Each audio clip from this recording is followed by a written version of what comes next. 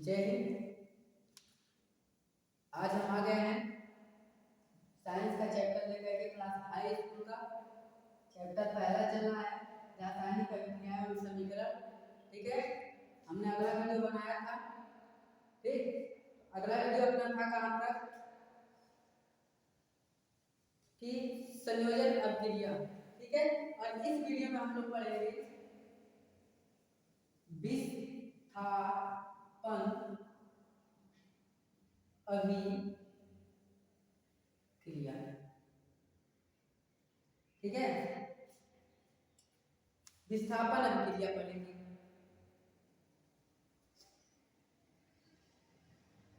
चलिए, विस्थापन अभिक्रिया में क्या होता है कि इसमें विस्थापन अभिक्रिया में कम क्रियाशील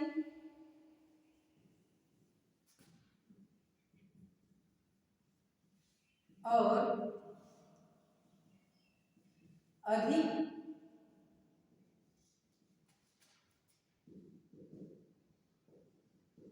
क्रियाशील तत्वों को जानना सबसे जरूरी होता है। ठीक है, कम क्रियाशील और अधिक क्रियाशील तत्वों को जानना सबसे जरूरी होता है। आइए सबसे पहले हम जान लेते हैं कम क्रियाशील और अधिक क्रियाशील तत्व कौन कौन से हैं। ठीक है, तो सबसे अधिक क्रियाशील जो होता है उसको देखते हैं। पहले ये हम आप लोगों को बता देते हैं। ठीक है, तो यानी सोडियम, लिखते चलेंगे नाम को सोडियम। ठीक है, ये अधिक क्रियाशील है और सोडियम से अधिक क्रियाशील आपका होता है पोटेशियम। पोटेशियम पोटेशियम जो होता है उससे अधिक क्रियाशील होता है। ठीक है, उसके बाद सोडियम के बाद आपका आता है कैल्शियम। ठीक है,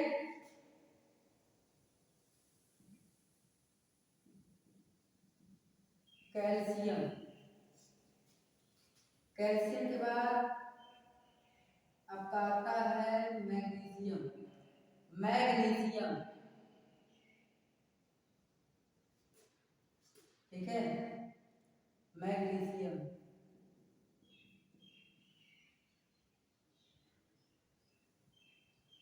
मैग्नीशियम ठीक, मैग्नीशियम के बाद आता है आपका एल्यूमिनियम। एल्यूमिनियम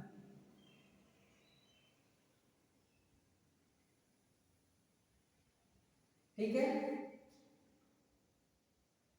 उसके बाद आपका अगला आता है जेडियम। जेडियम आपका होता है जी। ठीक है, जेडियम के बाद आपका आता है आयरन। आयरन आयरन और आयरन का आपका होता है यापीज। ठीक है, आयरन के बाद आपका आता है लेड। क्या आता है? लेड। लेड लेड का होता है ली। ठीक है, लेड के बाद आपका आता है, आगे लिख देते हैं, हाइड्रोजन। हाइड्रोजन ठीक है, लेड के बाद आपका आता है हाइड्रोजन। ठीक, हाइड्रोजन के बाद आपका आता है कॉपर। Cu copper. ठीक है, उसके बाद कॉपर के बाद आपका आता है, कॉपर के बाद आता है आपका Hg मरकरी।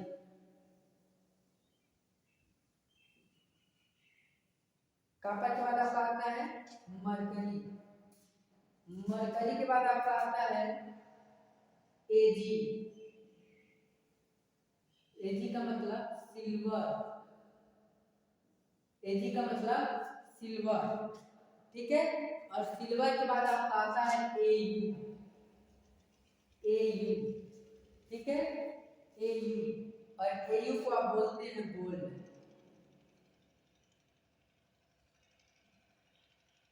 ठीक है।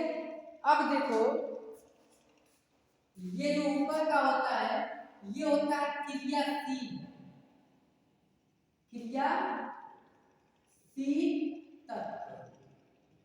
ठीक, धीरे धीरे क्रियाशील तत्व कम होते चले जाते हैं। ये सबसे ज्यादा क्रियाशील है, ये उससे कम है, उससे कम है, उससे कम है, सब कम होते चले जाते हैं और ये अंत में कम क्रियाशील है।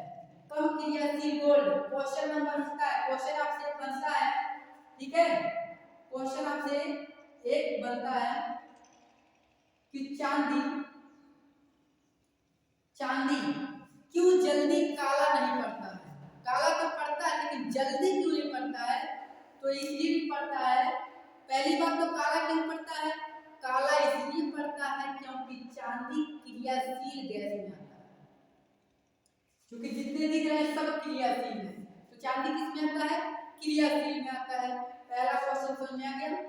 दूसरा, क्यों जल्दी काला नहीं पड़ता है?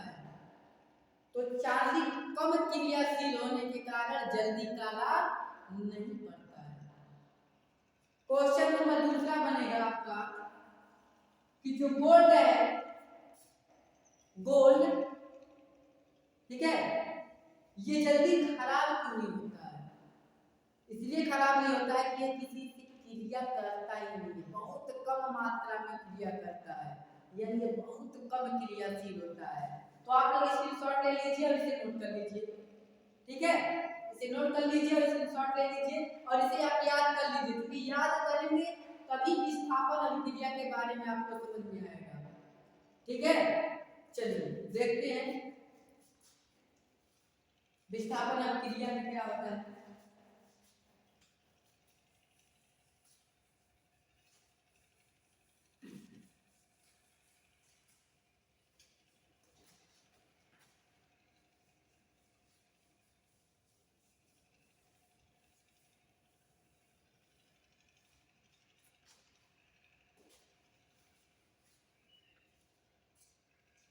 चलिए देखते हैं, कह रहा है विस्थापन अभिक्रिया किसे कहते हैं, ठीक है।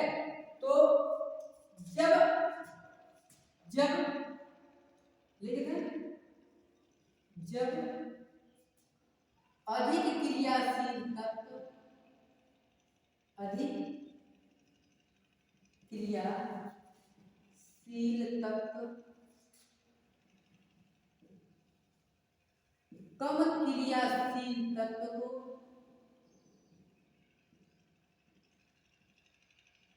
कम क्रियाशील तत्व को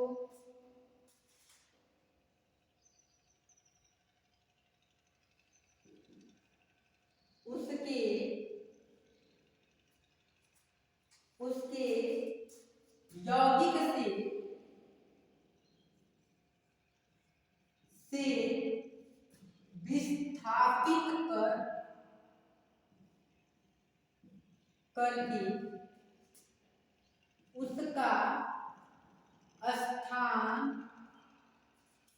विस्थापित करके उसका स्थान ले लेता है,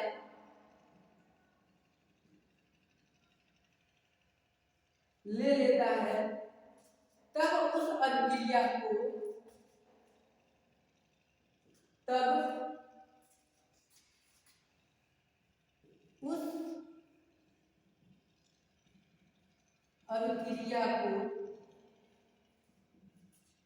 विस्थापन अभिक्रिया कहते हैं। विस्थापन, या देखो बेटा इसे विस्थापन भी कह सकते हैं, एकल अभिक्रिया भी कर सकते हैं। क्या कह सकते हैं? एकल अभिक्रिया,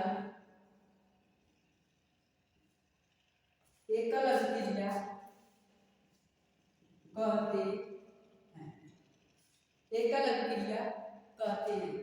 ये उत्पाद के, ठीक है, ध्यान देना,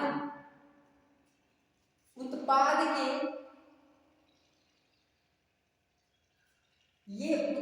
क्या होते हैं? दाएं तरफ चले जाते हैं। उत्पाद के क्या होते हैं? दाएं तरफ चले जाते हैं, ठीक है, बस ये समझना। चलिए एग्जाम्पल में लेकर चलते हैं, बहुत ही आसान एग्जाम्पल, ठीक है। अपने पास है Fe प्लस, क्योंकि आप सभी लोग जानते हैं अधिक क्रियाशील है, ठीक, Cu कम क्रियाशील है, SO4 Cu का यौगिक है SO4, SO4 क्या है, यौगिक है, और Cu क्या है, कम क्रियाशील है, ठीक है, Cu क्या है, कम क्रियाशील है, और Fe क्या है, यौगिक है, ठीक। तो ये क्या करता है, Cu को यहां से विस्थापित कर देता है, Cu को क्या कर देता है, विस्थापित, इसको विस्थापित कर देता है, तो यहाँ पर सिर्फ क्या बचता है, SO4, यानी यहाँ पर यौगिक बचता है, तो यौगिक के स्थान पे ये इसका स्थान ले लेता है, Cu का स्थान क्या कर लेता है, ले लेता है, यौगिक के साथ चला जाता है, ठीक है। तो यहाँ पर हो जाएगा FeSO4, FeSO4, ठीक है। अगला है आपके पास ZL प्लस FeSO4, इसको आप लोग खुद करेंगे। देखो बेटा, इसमें एकल अभिक्रिया क्यों कहा गया, एकल, क्योंकि एक को क्या किया, अदला बदली किया है, एक का अदला बदली किया है, यफ यहाँ आ गया है, Cu यहाँ चला गया, देखो इसके स्थान पे यफ आ गया यहाँ, और Cu है तो Cu चला गया अलग, तो ये हो गया एकल अभिक्रिया, क्या हो गया, एकल अभिक्रिया। एकल अभिक्रिया को विस्थापन अभिक्रिया भी कहते हैं और एकल अभिक्रिया भी कहते हैं। कोई दिक्कत इसमें, कोई प्रॉब्लम नहीं ना, चलिए आगे चलते हैं अगला, ठीक है, अगला देखते हैं, एकल हो गया, अगला है द्विविस्थापन अभिक्रिया, अगला क्या है, द्विविस्थापन अभिक्रिया,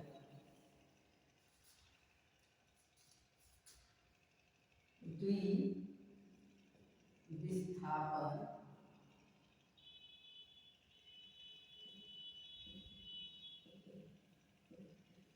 अभिक्रिया,